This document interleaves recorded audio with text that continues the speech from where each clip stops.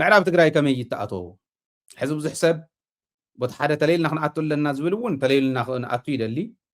በቱ ተልእኾ ኣብዪ ኣሕመድ ዘፍፅም ዘሎ እውን ክንኣቱ የብልናን በቃ ውይ ፅናሕ ቀሲሉ ይመለስ ይብል ቀስ እናበለ ኣክሱም እስካዕ ዝበፅሕ መቐለ እስካዕ ዝበፅሕ እቲ ናይ ስስዕ ሓይሊ ከምዚ እዩ ዘሎ ኣነ ብቐሊሉ ማለት ኣብ ቀረባ እዋን ከም እነምልሶ ርድኢት ኣለኒ ተስፋይ እውን እዩ ምንም ጥርጥር የብለይን ምዕራብ ትግራይ ኣብ ቀረባ እዋን ክምለስ እዩ ቁፅሪ ሓደን ምንም ቅድሚት ዘይብሉ ካብ ኩሉ ቀዲሙ ዝመፅእ ርእቶይ ደገ ይሃሉ ውሽጢ ይሃሉ ትግራዋይ ምዕራብ ትግራይ ፀለምቲ ኣብ ዝምለሱሉ እዋን ተፃልዩ ፅናሕ ተፋትዩ ፅናሕ ብዘየግድስ ዝኽእላ ኩላ ደጊፉ መሬትና ክነምልስ ላዕላውነትና ክነኽብር እንተዘይገይሩ ትዕዝብቲ ጥራሕ ያተርፍ ክትግበር ስለ ዝኾነ ስለዚ መሬትና ምምላስ ናይ ኩልና ሕቶ እዩ ስቕ ኢልና ንጥፋእ ትርጉም ዘለዎ ይኮነን ሓደ መማረፅ ንሱ ስለ ዝኾነ ስቕ ኢልና ይንጠፍእን መሬትና እውን እናዓንደሩሉ ፀላእቲ ስቕ ኢልና ንርአ ሞትና ምንቅልጣፍ እዩ ልክዕ ከምዙ ብዓሶን ብኻሊእን ብሰዓልን ዝጠፍእ ፆምሉ ዝፀንሐ ሰብ ተራ ፀላኢ መፅኡ ተራ ንፋስ መፅኡ ዘውድቐና ኢና ክንኮን ዳመንመና እስካዕ ንኸድ ስቕ እንተኢልና ስለዚ ናይ መጀመርያ ሕቶይ ርእቶይ ንህዝቢ ትግራይ ደገሃሉ ውሽጢ ሃሉ ምዕራብ ትግራይ ክነምልስ ኢና ኢሉ ዝብገስ ሓይል እንተሃልዩ ኦፍኮርስ ክህሉ እዩ ኣሎ እዩ እውን መዓዝ ዝብል ግን ትዝምልከቶ እዩ ዝውስኖ መዓዝ ዝብል ተወሲኑ ድጋፍ ካይደሊ ህዝቢ ክትበሃል ከለኻ ምዕራብ ምምላስ ዘይድግፍ ትዕዝብቲ ጥራሕ ይኸድር ምክንያቱ ምዕራብ ይኹን ሰሜን ምዕራብ መሬትና ሓንቲ ኢንች ከምቱ ጌታቸው ብጥዕኑ እንዳሃለወ ዛረቦ ዝነበረ ሓንቲ ስኩዌር ኢንች መሬት ትግራይ ብፀላእ ተወሪራ ክትነብር ኣይትኽእልን እዚኣ ምምላስ ዘይተሳተፈ ክንዕዘቦ ኢና ጥራሕ ግን ኣይኮነን እዚኣ ሓንቲ ነጥበ እያ ከመይ ጌርካ ግን ኢናብኡ ዝመፅእ ኩሉ ሰብ ሕጊ ስርዓት መስርሕ ሒዞም እምበር ኩሉ ሓደ ኮይኑ ይፍጠር ኩሉ ሓደ ክኾን እውን ኣይኽእልን ኣፈላላይ ኣለና ስለዚ ኣፈላላይና ናብ ሓደ ክመፅእ ክነፅብብ ኣፈላላይና ብፍላይ ኣብተን ሓደ ዝገብራና ከምኡ ክነፅብብ እንታይ ይገበር ዝብል እዩ ዋና ከትኩረሉ ዝደላና ቤት ምክሪ ትግራይ ተመሊሱሉ ቤት ምክሪ ምምላሱ መንግስቲ ንምሻብ ጥራሕ ኣይኮነን ኣድለይቲ ዝበሃሉ ኣዋጃት ንምውፃእ እውን እዩ ኣድለይቲ ዝበሃሉ ኣዋጃት ከመይ ዝበሉ እዮም ንኣብነት ናይ ክሕደት ኣዋጅ ክወፅእ ክእል ኣለዎ ባህል እያ ኣሎ እንድዩ ሕገ መንግስቲ ኢትዮጵያ ናይ ትሪዝን ናይ ክሕደት ኣዋጅ መንግስቲ ትግራይ የውፅእ ካፍተን ክሕደት ኢልና እንቆፅረን ኣብ መኸተና ሓሳብ ምቕራብ ንቡር እዩ ከቕርብ ኣለዎ ዕድላት እውን ክኽፈት ኣለዎም ካልኣይ ነጥበይ ንሱ እዩ ኣዋጅ ይውፃእ ናይ ክሕደት ኣዋጅ ይውፃእ ፕራዮሪቲ ናይ ናሽናል ኢንተረስትስ እውን ይውፃእ ዝርዝር ናሽናል ኢንተረስት እውን ይውፃእ ናሽናል ኢንተረስትና ብሄራዊ ረብሓና ካብ እንብሎም መሬትና ሓሊፍካ ዘይመሃብ እዩ ኣብዛ ሕዚ እዋን መኸተ እያ ኣብዛ መኸተ እዚኣ ፈተና ኮይኑና ፀላኢ ዝኾነ ይኹን ነገር ክገብር ከሎ ተወዲቡ ዘይቃለስ ምናልባሽ እውን በቲ ሓደ ገፅ ኮይኑ ምስ ፀላኢ ተሓጋጊዙ ዓዱ ዘጥፍእ ብሄራዊ ክሕደት ይኸውን ግዜ ዘይግድቦ ወንጀለኛ ይኸውን ማለት እዩ ተሓታትነቱ ግዜ ዘይግድቦ ኣብ ዝኾነ ይኹን እዋን ክሕተት ዝኽእል ወንጀለኛ ናይ ህይወት ዘመን ወንጀለኛ ይኾን እዚኣ ትብል ትውፃእ ሕዚ ምክንያቱ ምዕራብ ሃይለ ግራት ስለ ዘለና ይኮነ ሰሜን ምዕራብ ሃይለ ግራት ስለ ዘለና ይኮነ ዓደይ ስለ ዝኾነ እዩ ዝቃለስ ዘሎ ዓድና እዩ ተጋሩ ክንኮን እንተኮይንና ስለ መሬት ትግራይ ሓደ ተሓላቅነት ከለና ሚዛንና ማዕረ እዩ ዜግነትና ማዕረ እዩ መሬትና ማዕረ እያ ትበፅሓና ኣብዚኣ ብማዕረ ዘይቃለስ እንድሕር ኮይኑ ብሄራዊ ክሕደት ከይፍፅም ክሕዞ ዝኽእል ክገትኦ ዝኽእል ሕጊ ምውፃእ ናይቲ ቤት ምክሪ ስራሕ እዩ እዚዩ ክእረም እውን እዩ ዝገብሩ ልቢ በል ንኣብነት ፀለመ ይከኣልን ዝብል ሕጊ እንተዝህሉ ሰብ ከጽልም ከሎ መርትዖ ዘይሓዘ ከም ዘይዛረብ እመን ኣይዛረብ ምክንያቱ ሕጊ ኣላ ክትሓቶ ኣብ ዝኾነ ግዜ ብሄራዊ ክሕደት ማለት እዚ እዩ ንብሄራዊ ክሕደት እናሓቶ በዚ እዩ ብሄራዊ ረብሓና ማለት ከዓ እዚኣ እያ ዘይንደራደረላ ጓል ኣንስተይቲ ወዲ ተባዕታይ ንእሽተይ ዓብይ ዝበሃል ትግራዋይ ዘይደራደረላ እዚኣ ፀረ እዚኣ ዝመፀ ፀላእ ትግራይ እዩ ተባሂሉ ፈልዩ ዘቕምጥ ብደንብ ዝተፀንዐ ምሁራን ተሓወስዎ ሰነድ ረቂቑ ክእወጅ ክኽእል ኣለዎ ባህል እያ ናይ መጀመርያ ስራሕ ናይ ቤት ምክሪ ቅድሚ ንምዕራብ ምስንዳርና ትማለ ብናይ ግለይ ኣካውንት ፅሒፈ እያ ነይራ ስለዚ ሃገርነት ወዲና ኢና ኣብ ሕልና ትግራዋይ እንተዝኽፈት ናይ ኩሉ ርግፀኛ እየ ናይቶም ሸዋውያን ኢና ዝብሉ ናይ ሸዋ ኣተሓሳስባ ኢምፖዝ ዝገብሩልና ዘለዉ እውን ተተኸፊታት ሃገር ሰይትሰኣን ነው ሃገር ኣብ ሕልና እዩ ዝምስረት ንስኹም ዘሎ ኮይኑ ግን ሕዚ ናይ ህልውና ሕቶ ስለ ዝኾነ ናይ ህልውና ሕቶና እንድሕሪት ዝመልስ ትግራዋይ እሞ ትግራዋይ ብናይ ክሕደት ሕጊ ክሕተት እዩ ዝብል ኣዋጅ እንተዘይውፁ ቤት ምክሪ እንታይ ደኣ እሞ ክገብረለይ ወንበር ስለ ዘሞቐ ዝብል ሕቶ ከልዕል ክግደድ እየ ማለት እዩ ከምኡ ከም ዘይገብሩ ርግፀኛ እየ እዚኣ ሰሚዖም ከም ዘውፅኡ እውን ርግፀኛ እየ ምክንያቱ ሚድያ ሓሳብ እዩ ዘቕርብ ሚድያ ናይ ሓሳብ መራሒ እዩ ሓሳብ ክንመርሕ ኢና ንምኩር ዘለና ከምኡ እንዳገበርና መፂና ኢና ስለዚ እዚ ክወፅ ኣለዎ እዚ ኣዋጅ እዚ እዩ ናይ ብሄራዊ ክሕደት ኣዋጅ ብልክዕ ሕዚ ዘላ ኩነታት ትግራይ እውን ኣብ ግምት ብዝእተወ ክወፅ ኣለዎ ይብል ካልኣይ ሓሳብ ኣይንንፀግ ሓሳብ ቦታ እንተስኢኑ እንዳዓበ ኣብ ዝኾነ ግዜ ይፍንድእ እሞ ንኩሉ እዩ ዘሽትቶ ንኩሉ እዩ ዘበላሽዎ ሓሳብ ይሰማዕ እንድሕር ክምጎትን ክርታዕን ኮይኑ ኣብ መድረኽ ይመጎት ይረታዕ መሳርሒ ፀላእ ይኹን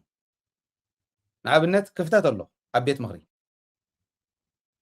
እቲ ክፍተት ሓሳብ ዘለዎም ሰባት ይእተውዎ እቲ ቤት ምክሪ ኣዋጅ ይኣውጅ ከመይ ገር ሰሌክት ከም ዝገብር ንምንታይ ዝብል ናይ ባዕሉ ብኣዋጅ የፅድቆ ንፀኒሑ ካሊእ ክፍተት ብዘይከፍት መልክዑ ኣዋጅ የፅድቕ እንመን ይእተው ዝብል ከመይ ዝበሉ ይእተው ዝብል ከመይ ዝበለ ሓገዝ ዝገብሩ ዝብል ብደንብ ንኩሉ ክረትዓሉ ብዝኽእል መንገዲ የቕርብ እዚኣ ገይሩ ቤት ምክሪ ምሰርቀቐ ይእቱ ሓሳብ ዘለዎ ክኣቱ ክሕግዝ ዝኽእል ክኣቱ ዝኽእለሉ ክንድታታ ቤት ምክሪ ክትሕዛ ትኽእል ኩሉ ክኣቶ ይኽእልን ኩሉ ሓሳብ ኣለኒ ክብል እዩ ነገር ግን እቶም ኣብ ቤት ምክሪ ዝኣተው ከዓ ሓላፍነት ተዋሂብዎም እንደገና ናብ ህዝቢ ክወርዱ ኣለዎ ህዝቢ ከዳምፁ ኣለዎ እዚአን ብጣዕሚ ወሰንቲ እየን ብጣዕሚ ወሰንቲ እየን ስለዚ እዚአን ክግበር ኣለዎን ካብኡ ናብ ህዝቢ ክውረድ ከሎ እንታይ እዮም እቶም ዕንቅፋትና እቶም ፈተናታትና እንታይ እዮም ኣብ ትግራይ ሙስና እኒሄ ግዕዝና ብግዕዚና ዝተሓተተ ዝጥርጠር ቦታ እናቀየርካ ኣይኮነን እቲ ናይ ትማሊ እቲ ትማሊ ዕንቅፋት ኮይኑ ዘውድቕና ዝሓልከና ዝነበረ እንደገና ሎሙ እውን ከምኡ ጌርና እንተ ሰሪሕና እዮ እዚ ክንብል ከለና እቱ ዓቕሚ ዘይብሉ ምውሓድን ዝመርፅ ዓቕሙ ስንፍኑ ንምሽፋን ምውሓድ ስለ ዝመርፅ ንዓይ እውን ክግምግመኒ ፀረ ህወሓት ክብለኒ ንኽእል እዩ ሓሳብ የቕርብ ስለ ዘለኹ ሓሳብ ዝፀልእ እንተኮይኑ ምውሓድ እዩ ክመርፅ ንዓይ እውን ክፀልኣኒ ተኻሊእ እውን ክፀልኦ እዩ ተኻሊእ እናተገለለ ክኸድ ከሎ ፀላኢ መሳርሒ እንዳረኸበ እዩ ዝኸይድ ሞስኮት እዩ ዝኽፈት ሓሳብ ክድመፅ ክኽእል ኣሎ ሰነፍ ከዓ ሓሳብ ከዳምፀ ይኽእልን ብሓሳብ ክምጉተ ይኽእልን መስርሕ እንዳገበረ ሓደ ቻሪቲ ክንከፍት ኢልናስ ኣብ ትግራይ ባይዘወይ ንገሊኦም ከምስግኖም እከለ ክብል ኣይደልን ገሊኦም ዝምስገኑ እዮም እቶም ክሰርሑ ዝኽእሉ ትሕት ኢሎም ዘለው ተረዲእዎ ምስ ባዕሎም እውን ይንከራተቱ ይሓትር ቻሪቲ ክንከፍት ዝበልናሉ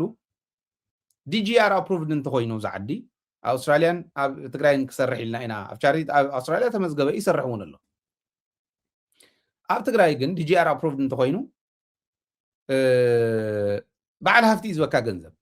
ምክንያቱ ታክስ ክሌም ስለ ዝገብሮ ስለዚ ዝወደቕ ቆልዓ ከይህልወና በቃ ቆልዑ ክነልዕል ተስፋ ትግራይ ስለ ዝኾኑ እዚኦም ክነልዕሎም ክመሃሩ ክንገብር ባንስኢኑ ሓንቲ ባንስኢኑ ዘይተመሃረ ከይተርፍ ክንገብር ኢና ኢልና ንምኩር ዝኾነት ኣዋጅ ኣላ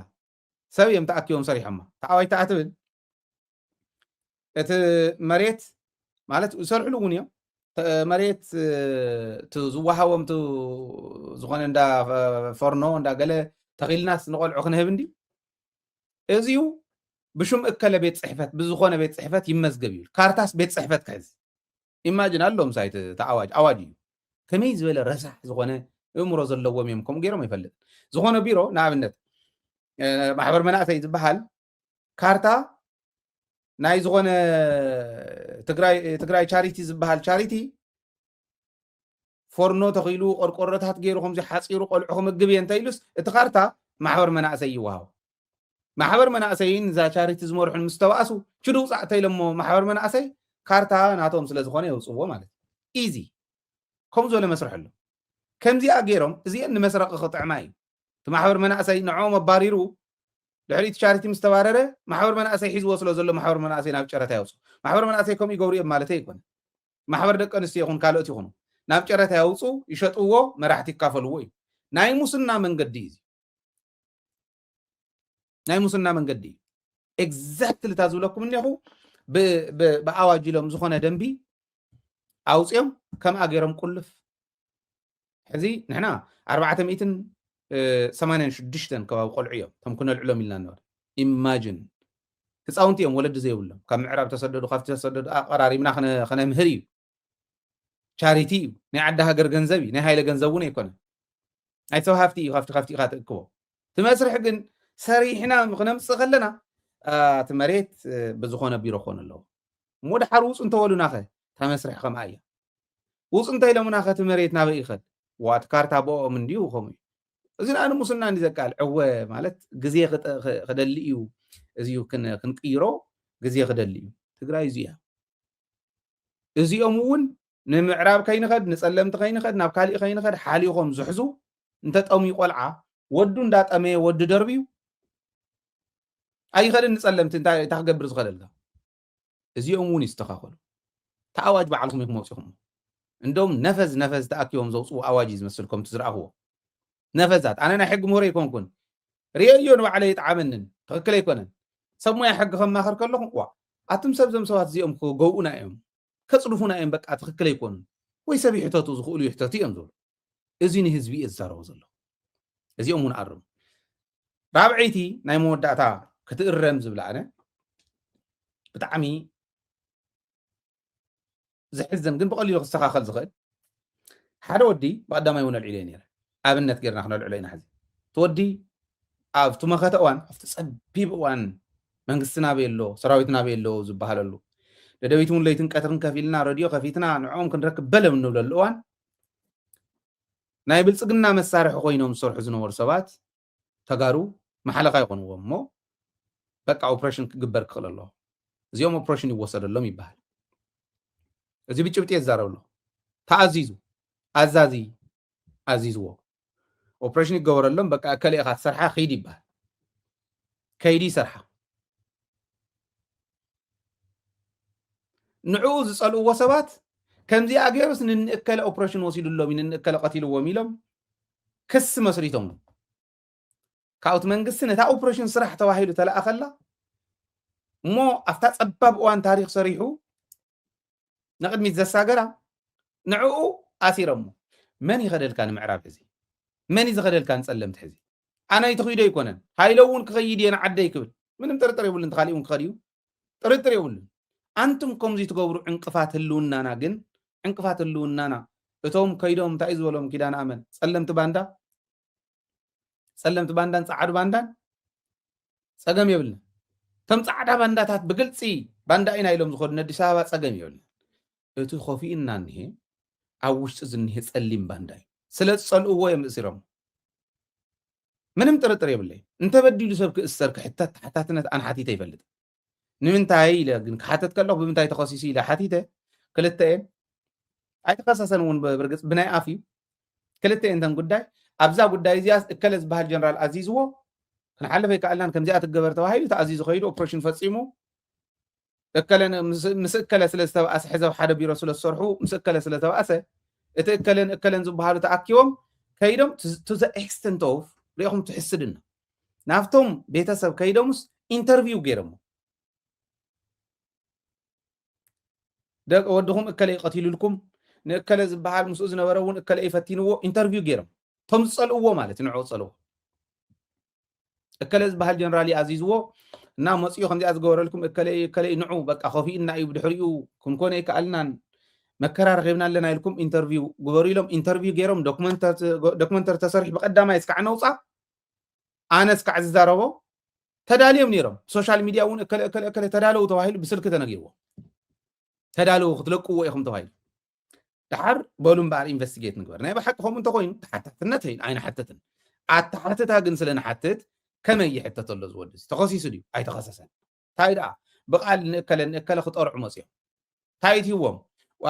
ቤተሰብ ከምዚ ይብሉ ኣለዉ ስለ ዝበሉ ኣበይ ረኺቦሞም ከይዶም ኢንተርቪው ገይሮም ኦኬ ስለዚ ነፅንዕ ኢልና ኣፅኒዕና ወዲእና ናብ መጨረሻ ምስ በፃሕና እቶም ሰባት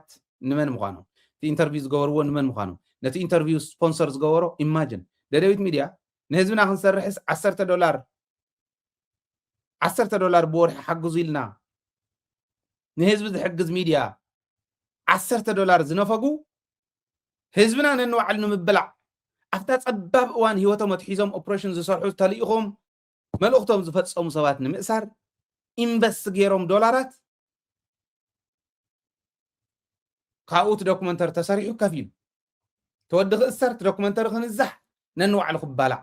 መሪሕነት ካብኡ ደው ኢሉ እኳ ስታይ ትገብሩ ኣለኹም ይብል ተኣምራት እዩ ከምዚ ዝበለ ግዕዘን እየን እዚኣ እውን ተስተኻኸል ፅባሕ ንጎ ደመቀ ዘውዱ ሓዝዎ ተባሂሎም ዝለኣኹስ ንዓ ኣቦ ደመቀ ዘውዱ ሓው ደመቀ ዘውዱ ንደመቀ ዘውዱ እኮ ዝሓዞ እከለ እዩ እከለ ጀነራል ኢኽዎ ንዓ ሕዚ ብጣዕሚ ተጎዲእኩም ስለ ዘለኹም ደቂ ደመቀ ንዑ ተባሂሉ ኢንተርቪው ክገብሩ ዝኽእሉ ሰባት እዮም ክዳለው ፕሬሲደንስ ከብል ዘይኽእል ክርኢ ዘይኽእል ከማዕሉ ዘይኽእል ፕሬሲደንሱ ዘይትሪኦ እንድሕር ኮንካ ክርዩ ንዝኽእሉ ሰባት እውን ክትጥይቕ ዘይትኽእል ተኸቲሉ ዝመፅእ ነገር ክትሪኦ ዘይትኽእል እንተኾንካ ፅባሕ ንጎት ተብልዓና ንስኻ ኢኻ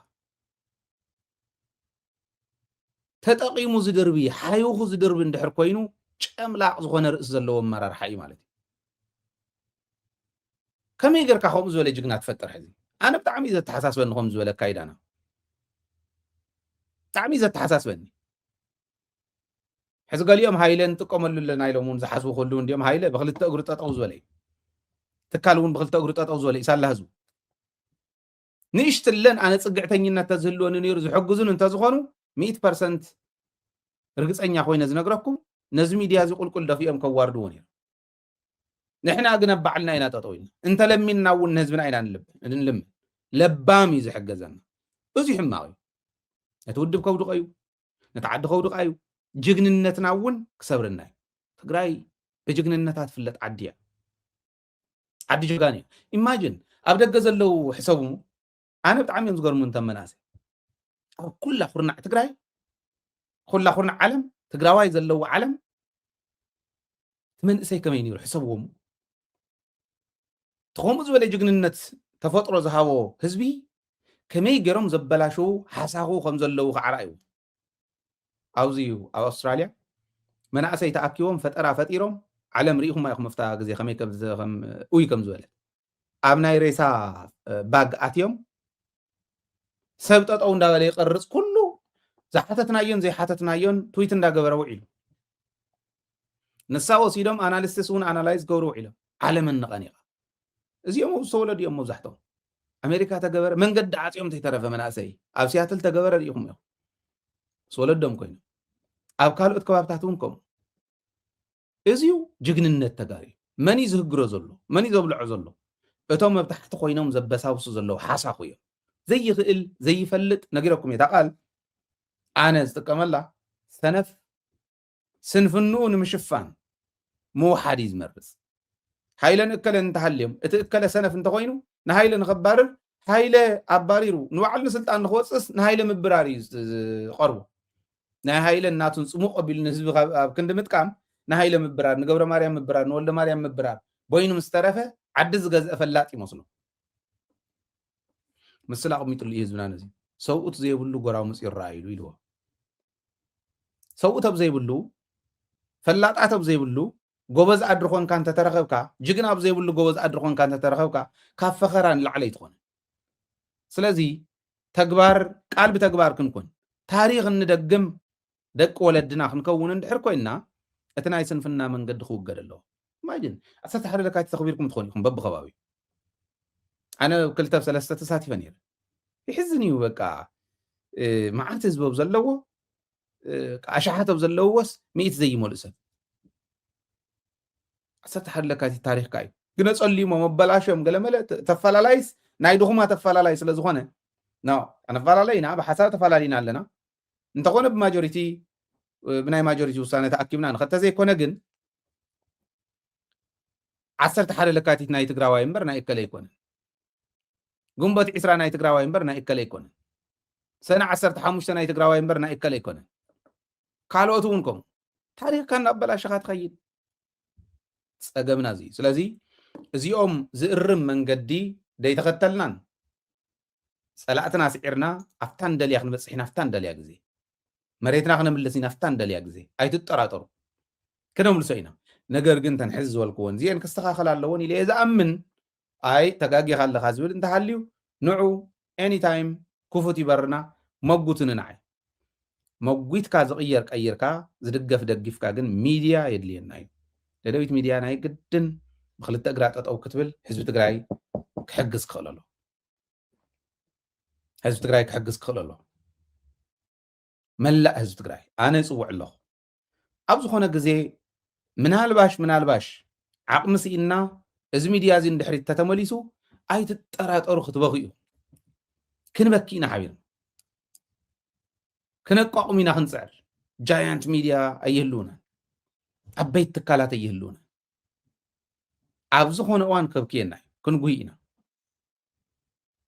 ነታ ዝኒ ሃይለ ፀገም ተሃልይዎ ናይ ሃይለ ፀገም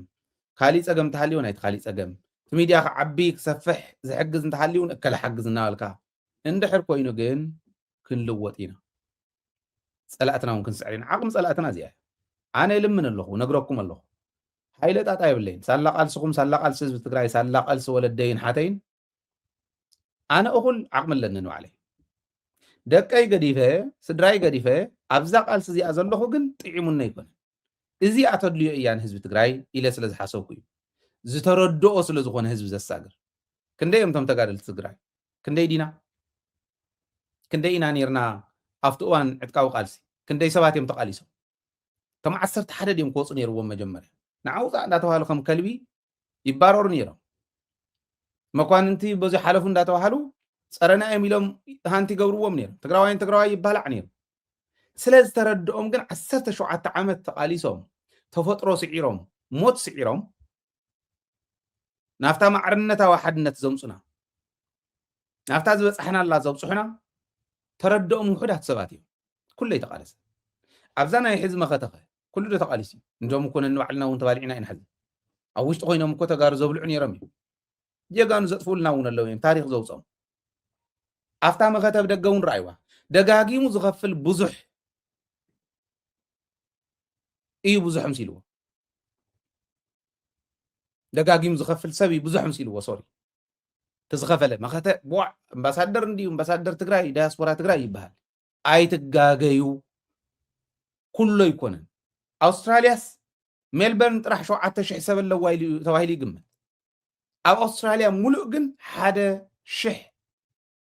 ከባቢ እዩ ትዘውፅእ ዘዋፀ ገንዘብ ደጋጊሙ ስለ ዘውፅእ ግን ኣውስትራልያ ዘለውስ ቦዕ ሜልበርን ጥራሕ ብሚልዮን ይበሃል ኣብ ሜልበርን እውን ቶም ዘውፁ ውሕዳት እዩ ናይ ኣውስትራልያ ሙሉእ 1,000 እዩ እንተኢለኩም ናይ ሜልበርን 7,000 ይኮነ ነውፅእ ኣማኢት እዮም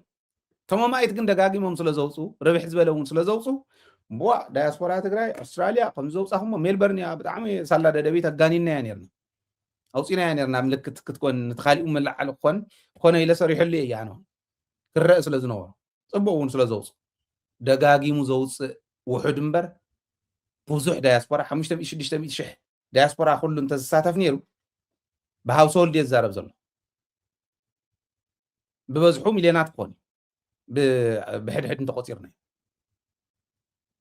ኩሉ ይተሳተፈ ኣይንሓሱ ንባዕልና ኣይተሳተፍን ደጋጊሙ ዝሳተፍ ውሕድ እዩ ብዙሕ ምሲልዎ ስለዚ እዚኡ ቀይርና 1,000 ሰብ እንዲና ሓቲትና ንሕና ካሊእ ሓተትና ንዓይ እንታልካ ነትሕግዝ ኣይትሓግዘኒ ንዓይ ነቲ ሳተላይት ግን ሓግዞ ሳተላይት እዩ ዝበልዕ ንዩቱብ ሓጊዞምስ ዩቱብ ሓጊዝና ይብለን ኣነ ንዩቱብ ኣይሓግዘኒ ይብለካ ቲዩቱብ ይንኣስዕበ ፍራንክ ዝፈጥር ንእሽተይ ስለ ዝኾነት እንዳጥፉኡና ስለ ዝመፁ ኮነ ኢሎም ንዓይ ደገፈትኒ የብላ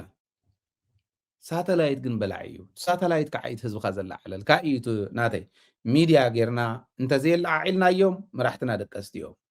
ሚድያ ጌርና እንተዘይመሊስናዮም ፀላእትና ናይ ሚድያ ኤክስፐርትስ እዮም እንሰዓረው እዚ ንሓምቕ ኣብዚ ዝሰነፍና ኣብዚ እዩ ዘይተረዳእና እስካዕ ሕዚ ከዓ እዚ እዩ ሕዚ እውን እንዳነገርናዮም ብካሊእ እናተርጎሙ ዝኸዱ ኣብዚ እዩ ዝኒሄ ስለዚ እዚኣ ንፍትሓያ ባህሊ እየ እዚኣ እኒዋኹም ዜልን ፒኣይድን ንሕና ንነግረኩም ኢና 160 በፂሕና ኣለና ሕዚ ኣብ ዩቱብ ናብ ካሊእን 1,600 ማለት እዩ ካብተን 10,000ስ 1,600 ቀኒስኩምለይ ኣለኹም ዕዳ ካብ ናተይ ኣነ በይነይ ካብ ክኸፍሎ 1,000 እንተኮይንና ግን ብ10,000 ትኾን ንዓይ ራጊፍኩም ኣለኹም ንጋዜጠኛን ንሬድዮን ንካሊእን እየ ክኸፍል ክንበዝሕ ኢና ፕላትፎርምና እንዳበዝሕ እንዳሰፍሓና ኢና ንኽእል እዚኣ ንምምላእ ኣብያተኩም ዓርዓረብ ንብለሉ ሃይለ ብዙሕ ስለ ዝበለ ክቕየሩ ኢለ ኣይኮነን ግን እንተነኣሰ ንፅባሕ ዝተርፍ ብታሪክ ዝቕመጥ ታሪክ ይሰርሕ ኣለኹ ኢለ ዝኣምን እቲ ህዝቢ ከርድእ በል ኢለ እየ 5 ዓመት 6 ዓመት መፅእ ኣለኹ ሕዚ እውን ክንዝከኣልክዎ ክቕፅል እየ ኣብ ዘይከኣልክዎ ጠጠው እንተቢለ ኣነ ይውቀስን ሓላፍነተይ ተዋፅየ ኢለ ስለ ዝኣምን እዩ ማለት እዩ እና እዚ እዩ እዚ ኢለ ክፍለየኩም እየ ኣንቱም ክትሕግዙ ትደልዩ ኣብዚ ኣለዋኹም ዜልን ፒኣይድን ብቐሊሉ ክትሕግዙ ትኽእሉ ኢኹም ዓድን ዘለኹም ይሄው ደደቢት ናይ ደደቢት ናይ ወጋግን ባንኪ ኣካውንትና ኣውስትራልያ ንዘለኹም እዚ ኣላትኩም